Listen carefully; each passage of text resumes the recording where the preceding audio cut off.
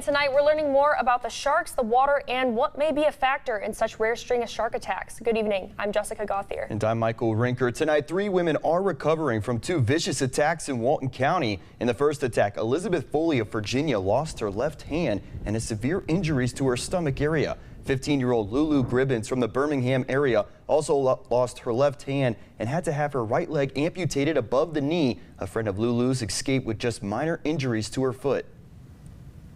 Lulu's mother updated the public saying that her daughter's vitals are good and she's still receiving treatment in Pensacola. Elizabeth is in stable condition at last check but will need more surgeries. Both Elizabeth and Lulu were bitten twice by what officials believe to be a bull shark. The community of Mountain Brook is coming together to help the 2 teens. They're from that Birmingham suburb. Smith's Variety Store has been working around the clock to hand make purple and blue bows. The colors are Lulu and her friend McCrae Foss's favorites. The store is donating 20% of the proceeds directly to Lulu and McCrae's families. But they're just all here to show support for each other, whether it's through the church or just, a total stranger that happens to live down the block and I just want to show the family support and love and prayers. For more information on how you could support this fundraiser, you can go to our website, WDHN.com. There's been an increase in shark sightings at the beach. Last month, a great white shark was spotted off the Alabama coast. The University of South Alabama is calling it the first documented sighting there. It's noted as very rare because the shark was in about 150 feet of water. It all raises the question, what's behind the increased shark activity? The apparent rise in population? Asher Red is looking for answers tonight.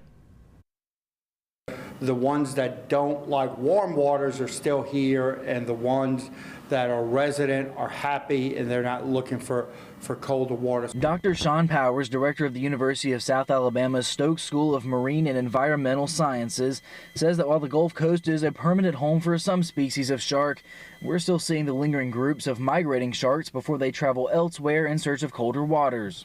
Not fishing for sharks, according to Dr. Powers, has also contributed to the rise in shark population. So the increasing numbers has definitely been a consequence of greater attention to shark conservation and the imposition of those rules. However, Dr. Powers says those numbers haven't led to a noticeable rise in shark attacks. The incidence of shark attacks, though, hasn't increased that much. Each year, Dr. Powers says there's about 60 shark attacks worldwide. 20% of those 60 attacks are fatal. Last Friday, 2 shark attacks just 4 miles apart left 3 victims with injuries in Walton County, Florida.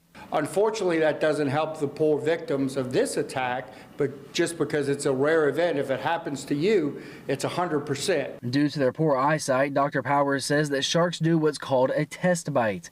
If they don't like what they taste, they let it go. And they don't mean to eat people. In fact, when they test bite and bite, they usually retreat fairly quickly because we don't taste the way that they're expecting us to taste. And with more attacks, charter fishermen operators are asking to thin out the shark population. Many of them say the amount of sharks is affecting their business. A large variety of sharks call the Gulf of Mexico home, but commercial fishermen and charter boat operators say those populations have since gotten out of control.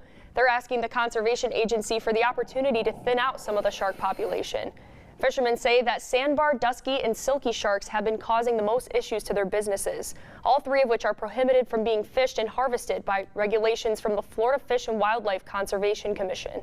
We're seeing this in our industry. I own both commercial boats and charter boats, and I see it in both sides of the industry where the sharks are just everywhere, and they're a problem, not only to us, but now becoming a problem to people.